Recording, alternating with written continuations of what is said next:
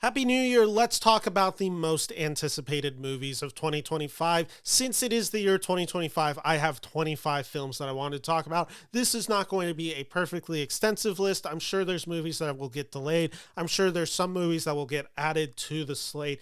But ultimately, this was kind of a hard list. I noticed that some of my titles at the end I wasn't as sure on, but the top I think is really good, and there's a lot to be excited about. So let's jump into it. And starting off this list at 25, this was a movie that I'm talking about where I'm just like, oh, how's this going to be? But this is The World of John Wick, Ballerina. This movie is or was probably pretty bad. This stars Ana de Armas as the ballerina in the world of John Wick. This is supposedly taking place right between the third and the fourth movie, starring Ana de Armas, Angelica Houston, Lance Reddick, and I believe what will be his last film, Ian McShane. Keanu Reeves, I guess, filmed a scene for this movie. This is directed by a guy named Les Wiseman, who, here's his previous credits. He's directed the Underworld series, he's directed Live Free or Die Hard, and he's directed the Total Recall reboot. So that's about as rough of a filmography as you can have for an action director. From my understanding, there was a multitude of rewrites, including Emerald Fennell and Stahelski, who's worked on the John Wick movies.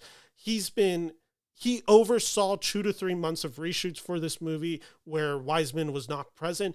This could spell disaster. This could also just kind of spell that Stahelski came in and made his own John Wick movie, which is, that alone is enough to make me curious about it. This is probably a disaster, but John Wick in the title, I'm at least interested. 24 on this list, this is a movie that's original Disney movie, is near and dear to my heart. It is getting a sequel this August with Jamie Lee Curtis and Lindsay Lohan reprising their roles from the film Freaky Friday for Freakier Fridays. This is 22 years later. Now with the daughter in the mix, you have Manny Jacinto from The Good Place joins. Julia Butters plays Lindsay Lohan's daughter in this movie. She's the actress from Once Upon a Time in Hollywood. And this is just a movie that I'm hoping I have a really good time with. This is, again, a movie near and dear to my heart when I was a kid. So this is one that I just really hope is good. Coming in at 23, this one is a personal pick as well. This is going to be my birthday movie this year, coming out really soon on January 10th. This is Den of Thieves 2 Pantera. This is, to be clear, this is a ripoff of Heat with more beards, some more trash, and far more sweatier Gerald Butler. And listen, I want to just read off an incredible thing. This is the director's credits so far in his career. He's directed Den of Thieves and Den of Thieves Pantera. This guy is solely dedicated to making Den of Thieves movies. This movie follows Big Nick, played by Gerald Butler, now tracking down Donnie Wilson, who is Jackson Jr., who escapes to Europe and is planning another heist movie. This movie is going to be trash, and I'm going to eat a lot of popcorn and have a great time with Den of Thieves 2 Pantera. Coming in at number 22, I have Thunderbolts Asterix. And I wanted to note that this is quite literally still titled Asterix, so I have a feeling there's more to this. Maybe this is going to have a title change post Captain America releasing in February. This is Marvel Cinematic Universe's answer to the Suicide Squad, which, I mean, technically Guardians of the Galaxy feels like that was an answer already that came out before Suicide Squad, but here's what it has in its favor. It has Florence Pugh as the Black Widow's sister character. It has Red Guardian, David Harbour. It has the Winter Soldier, Sebastian Stan, John Walker / U.S. Agent. You got the Taskmaster in here. You have Ghost from some of the other previous MCU installments. Now adding Lewis Pullman in the mix, you have Julia Louis-Dreyfus, Lawrence Fishburne, Rachel Weisz in the mix, and probably Harrison Ford. We're unsure on this. This is going to be kickstarting in the summer. I'm curious enough about what this movie is. If they hit the right tone, this movie could be a lot of fun. And I just don't know if they're going to, but I've been happier with the MCU's recent track record. I think Guardians of the Galaxy 3 was a good one for them. I think Deadpool and Wolverine. I'm hoping Captain America, which we'll get to later on this list. The trailer looks good, and so I also really like the poster for Thunderbolts, so I don't know. I'm hoping good things out of this movie. I may be disappointed. Coming in at number 21, this was the big film out of 2024's TIFF Festival. It won the People's Choice Awards. It is based on a Stephen King novella adapted by Mike Flanagan. This is The Life of Chuck, which is this sci-fi drama.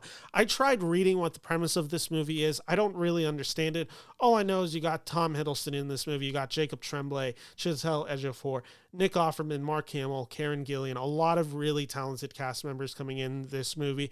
And all the reviews out of TIFF were very positive. I'm curious to see this movie. This may be an Oscars player. We will see. It will be coming out end of May. So I have a lot of curiosity about this movie. Coming in at number 20, and this is a lot of personal growth for me because honestly, after the last Jurassic World movie, I was like, I'm done. They're never going to be able to trick me again. This is the 7th film in this series now, and there have been 2.5 good movies. Jurassic World Rebirth is probably going to be trash. And then I learned that this movie is going to be directed by Gareth Edwards, who's brought us such films as Godzilla, Rogue One, and then recently The Creator. And it will star Johansson, Mahershala Ali, Jonathan Bailey. So good director, good cast. My huge thing with Edwards has always been, I think he is a really talented director who is an incredibly bad screenplay writer. This time, this movie, you're bringing back the writer of the original Jurassic Park movie. He also has such credits to his name as Spider-Man, Mission Impossible, War of the Worlds. He also has Indy 4 and Indy 5 under his belt in the 2017 Mummy, and he also has that terrible Johnny Depp movie, Mordecai, under there. So there is certainly a lot to be nervous about, but Gareth Edwards has the scale and talent, and he has the cast there with him. I don't know if this is going to be good, but if anyone could do something interesting with the scope and scale of Jurassic World, it is Gareth Edwards, so here's hoping. Number 19, still don't know much about this movie. All we know is it is going to be coming out the last week of June to Apple TV. I believe it is getting a theatrical release. This is F1, which is a Formula One movie starring Brad Pitt, directed by Joseph Kosinski, the guy who brought us Top Gun Maverick. I mean, quite literally think about the intensity that he is able to capture in the sky.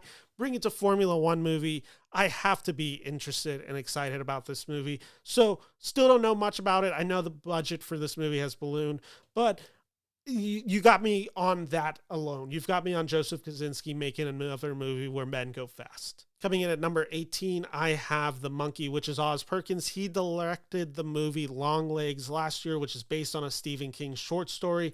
This is a supernatural horror film of a toy monkey that is cursed and causes two brothers to reconcile and destroy the cursed object once and for all. This is also being released by Neon in February.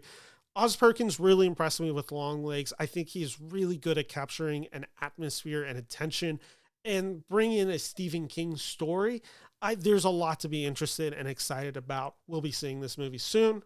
Coming in at number 17, this is also a film that premiered at the Toronto International Film Festival. This got picked up by A24. It is called Friendship, which stars Tim Robinson and Paul Rudd. The premise of this movie is Paul Rudd plays a local weatherman whose new neighbor, played by Tim Robinson, is a huge fan and won't leave him alone. This is giving me What About Bob vibes. I heard this movie was really funny. I don't know when this movie will be released, but you got me on Tim Robinson. You got me on Paul Rudd. What else can I say about it? I am excited to see a movie that hopefully makes me laugh a lot. Coming in at number 16, some people may think this is a little low. I have Wicked for Good, the sequel to the smash hit success from 2024, Wicked. This is an adaptation of the second act of the stage musical, with 2 new songs being written for this movie. And listen, I like the second half of Wicked quite a bit, but I will fully be the first to admit that the songs aren't as memorable, even though 2 of my favorite songs are in this act. This is a movie that will be playing with the Wizard of Oz mythology and imagery being far more mine than it was in the first movie. So that nostalgia element has me a little concerned. This will be also coming out in Thanksgiving. And I've heard from John M. Chu that this movie is going to be more about the now, which concerns me also a little bit, but we'll see how that goes. Either way, I like the first Wicked movie a lot, and I will be certainly anticipating seeing this Thanksgiving. Number 15, this was kind of a late entry. I didn't actually know Noah Baumbach had a new movie coming out in 2025, but when he has a new movie coming out starring George Clooney, Adam Sandler, Laura Dern, Billy Crudup, Riley Keough, Patrick Wilson, and Greta Gerwig all in the mix, just had to be excited. This is described as a new coming of age comedy drama about adults. And I don't know much about it. The title was recently released as Jay Kelly. It will be coming out to Netflix. As you may notice, I'm very actor slash director friendly when I'm making my most anticipated list. And when you have these actors with this talented director, that's why it gets so high. Speaking of another movie that has an extremely exciting director-actor combo, we have Highest True Lowest, which is a remake of the 1963 Kurosawa film High and Low. This director is Spike Lee, and his actors are Denzel Washington and Jeffrey Wright, which also weirdly includes the cast of Ice Spice and A$AP Rocky, who are in this movie. I don't know anything about High and Low. I've never seen the Kurosawa film. All I know is Spike Lee is one of my favorite directors. Denzel Washington's one of my favorite actors, and Jeffrey Wright is like right behind him. So I'm curious to see what this movie has. And I think Spike Lee has been on a really hot streak with Black Klansman and The Five Bloods. So I'm excited to see what Spike Lee is bringing us this year. Coming in at number 13, I have a film that I actually haven't even seen the trailer of. I'm actually trying to actively avoid the trailer for this film called Sinners, which is a vampire movie starring Michael B. Jordan as twins, directed by Ryan Coogler. And if I'm correct, I believe Coogler and Michael B. Jordan have worked together for every movie Ryan Coogler has directed. This is a horror film out of one of my favorite directors in Ryan Coogler, who's been in the Black Panther universe for close to basically the last decade. I'm excited to see him step out and work in another genre in horror. This comes out March, so it's coming out real soon. Coming in at number 12, this is technically a cheat because I have two movies here, but they felt like they should be talked about at the same time. So one of them is Frankenstein, which is going to be directed by Guillermo del Toro, and the other one is The Bride, which is Maggie Gyllenhaal. This is the bride of Frankenstein. For Guillermo del Toro's film, you have the cast of Oscar Isaac as Victor Frankenstein, Jacob Elordi as the monster, Mia Goth in a Guillermo del Toro movie. I mean, come on, bring it on. And Christoph Waltz is in this movie. For The Bride with Maggie Gyllenhaal, you have Jessie Buckley as Frankenstein's bride. You have Christian Bale as the monster. You have Penelope Cruz, Jake Gyllenhaal, John Magaro, Annette Bening, and Peter Sarsgaard are in this movie. Listen, Guillermo del Toro in a monster movie, always in. Maggie Gyllenhaal, I wasn't the hugest fan of The Lost Daughter, but I am very curious to see this with this talented of a cast surrounding it. Frankenstein will be released by Netflix. Warner Brothers is releasing The Bride. So that's going to be a fun autumn season for you right there. Coming in at number 11, I mentioned this movie a little bit earlier. This is the 35th film from the MCU. It is Captain America: Brave New World. Wilson finds himself at the center of an international incident. This trailer instantly made me think of Tom Clancy's Jack Ryan. You have the high-octane action, hand-to-hand combat. Harrison Ford being in this movie is interesting considering that he starred in the Jack Ryan films from the 80s and 90s. You also have a cast of Giancarlo Esposito, Tim Blake Nelson rounding out the cast. If this is what I hope it is, which is a really lean, mean spy thriller, kind of in the vein of Captain America: The Winter Soldier, like, count me all the way in with Anthony Mackie starring as the Falcon. So that's what I'm really hoping for. Do I care about it as an MCU film? Can't really say I care about the MCU or have that much emotional investment in it right now. But as an action movie, I think this film has the potential to be exciting. Coming in at number 10, and honestly, had I known more about this movie, maybe I'd have it slightly higher ranked. It is Him, produced by Jordan Peele, which is already a reason to have it in your top 10, and follows an up-and-coming athlete who goes to train with a legend about to retire, played by Marlon Wayans. I've heard this kind of described as a dark comedy horror film, and Marlon Wayans in a Jordan Peele movie is just casting that feels inspired. I didn't really ever think of those two together, but I'm excited for that. And again, Jordan Peele producing a movie that he seems to have a lot of involvement with, it always gets in my top 10 list. Coming in at number 9, this is another cheat that I have, but I figured it was worth having this cheat here.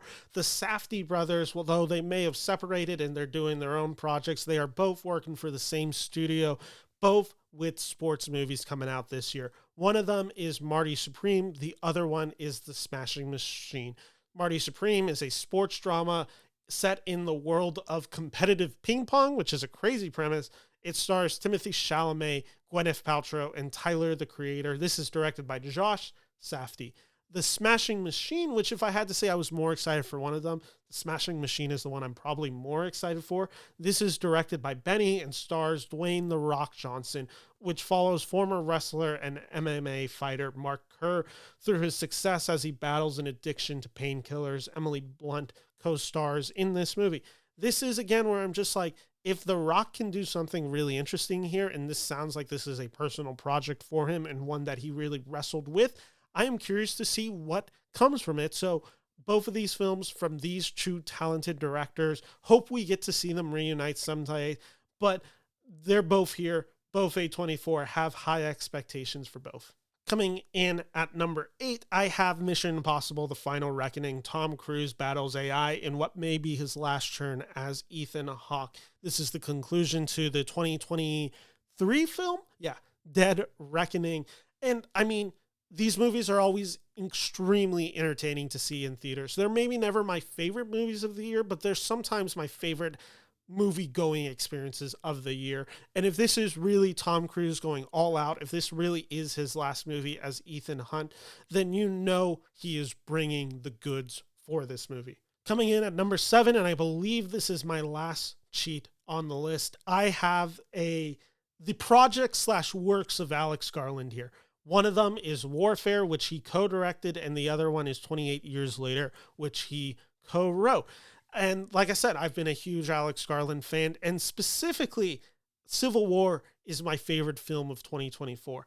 Warfare, which we already saw a trailer from, is A24.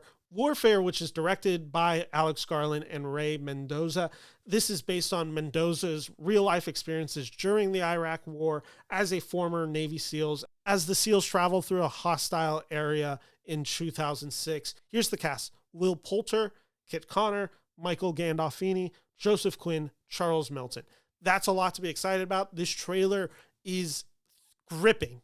28 Years Later is directed by Danny Boyle and written by Alex Garland, shot entirely on an iPhone. This is Boyle returning to the franchise 23 years later after his 28 Days Later film. Jodie Comer, Aaron Taylor Johnson, Ralph Fiennes, Cillian Murphy. Apparently there is a sequel to this film that may be coming out the same year, which was shot back to back with this movie, directed by Nia DaCosta. This is just an interesting premise. Alex Garland, you know, that's where he made his bread and butter with this first 28 Days Later film, however many years ago. So that's exciting for me. And I'm excited to see what Alex Garland has to do with these lean, mean franchises / worlds that he's building out. Coming in at number 6, this is the last MCU installment that I have on this list. And it's the question of, can the MCU get Fantastic Four finally right? This is the Fantastic Four First Steps. This follows 1960s Earth as they must protect the world from being consumed by Galactus. Here's the cast. You have Pedro Pascal, Vanessa Kirby, Joseph Quinn, Ebon Moss-Bachrach. You have Ralph Ineson as Galactus. You have Julia Garner as Silver Surfer. You have Paul Walter Hauser, John Malkovich, possibly a Robert Downey Jr. cameo as Doctor Doom. This will be coming out the end of June. And I have to believe that the MCU is going to get the Fantastic Four right. If they can't get it right, no one's going to get it right, and this franchise should lay completely dormant for years and decades to come. But if they get it right, this is a talented cast. I don't know how I feel about the gender-swapped Silver Surfer. I don't know if that's comic accurate in any time, but I mean, you have a great voice actor for Galactus. And again, possibly Robert Downey Jr. in this movie. I'm still very curious to see how they do that. Coming in at number 5, and this is, I think, the only title I have on this list that is still untitled. All we know is this is going to be directed by Trey Parker, one of the co-creators of South Park. Kendrick Lamar will be starring in this film. The premise of this film is a young black man who is interning as a slave reenactor at a living history museum discovers that his white girlfriend's ancestors once owned his ancestors. Matt Stone and Kendrick Lamar are producing this movie. Trey Parker directing it. I believe this is a script from Trey Parker and Kendrick Lamar as well. This is going to be coming out on the 4th of July. South Park, the Book of Mormon, like, take your pick with these guys. These are some of the funniest people working today. These are offensive filmmakers. They are not shy to do it. And Kendrick Lamar stepping into filmmaking, like, count me in. One of my favorite artists working today. Just everything sounds great and exciting about this movie. Coming in at number 4, I have the newest Knives Out film, Wake Up Dead Man, a Knives Out story, which I just want to say I hate the a Knives Out story thing that they've done with this franchise. Rian Johnson, this is his 3rd film in the franchise. Daniel Craig, Josh O'Connor, Glenn Close, Josh Brolin, Mila Kunis, Jeremy Renner, Kerry Washington, Andrew Scott, Kaylee Spaney, Daryl McCormick, Thomas Hayden Church. That is the cast of this movie. Like the Agatha Christie novels, this one, which seems to be kind of like A Haunting in Venice, I believe is the title of that one. This one seems to be playing in the horror aesthetic. Rian Johnson doing some horror vibes with this cast, with this Knives Out story, which I've loved the first 2 films. Like, yeah, count me all the way in. Coming in at number 3, this one's actually a personal movie because I got to see a part of it filmed from, admittedly, a distance. It was being filmed in downtown Sacramento, near where I work. This is Paul Thomas Anderson's newest film, The Battle of Baxton Cross. This film stars Leonardo DiCaprio, who was in downtown Sacramento at the hotel next to the Sacramento Kings Arena, and he was also like literally feet away from my work. I didn't get to see him because they shot that scene on the weekend. Regina Hall, Sean Penn, Alana Haim, who I saw at a Starbucks, I'm almost positive, Tiana Taylor, and Benicio del Toro. This movie, like I said, this was literally filmed right next to where I work. From my understanding of this movie, and the details of this movie are still very confusing / not really known, but as I've heard the rumors of it, this is a contemporary film, which I believe would be the first in Paul Thomas Anderson's career. And this is about, as I've heard it described, Trump's America. Provocative premise, incredible cast, incredible filmmaker, shot in part in my hometown, I should say. I'm very curious to see what this movie is. Coming in at number 2, and I just don't feel like I have to defend this pick that much, it is Avatar Fire and Ash, which this is the movie where I'm like, this could get delayed by like 5 years and not actually come out till 2030. But supposedly James Cameron has it ready. I've doubted him every time in the past with these Avatar movies, and I was so doubting Avatar 2, and then I saw it, I'm like, God damn, this movie's really good, and I really like it. And I'm just excited. This is a fire world that we're exploring with Avatar. Not much has been seen, or there's not much stills about it. All I know is James Cameron, he makes movies for the movie theaters. This is going to be a movie I know I'll be seeing opening week in 3D. However James Cameron needs to make a movie, I'm just trusting him because I know it is going to be a cinematic experience worth anticipating. Even if the film, I don't love it, it is going to have excitement within it. And then number 1, this is a movie that I am very confused about, but I am also extremely excited for. It is James Gunn's launch of the DC universe in the film sphere. It is Superman, which Corn Sweat, Rachel Brosnahan, Superman, Lois Lane in this movie, Lex Luthor, Mr. Terrific, Metamorpha, Guy Garner, who's a Green Lantern, Hawkgirl, Rick Flag Sr., Maxwell Lord, Supergirl, also in this movie. This seems like too many characters to have in a Superman, if not origin story, the first time we're seeing Superman in this universe. This movie, and I should say this trailer, looks what you want out of a Superman movie. The music of this trailer is wonderful. I have loved James Gunn's interpretation of comic books and bringing these to life. So I am just excited for the tone, something that looks different, something that feels softer, and something that really captures the super of Superman while also being able, and this is such a cliche, to understand the man of Superman. And in that trailer, I saw that James Gunn seemingly was presenting that angle of this movie and representing it in America that is so divided and trying to be a symbol of hope and prosperity for this country and what he really means to our lexicon of pop culture. That's enough to get me excited. That's why Superman is number 1 on this list. So thank you all so much for watching this video. I know it's a little bit longer, but really appreciate you all for sticking around. And if you haven't yet, make sure to like and subscribe to my channel below. It helps me, and I'll be reviewing all these movies in the upcoming year. So make sure you subscribe and help me out, because it really does allow me to see these movies early and get you guys out reviews. I always appreciate it. The goal for this year is 3,000 subscribers. So let's get on it now. Thank you all so much for watching. Take care. Happy New Year once again.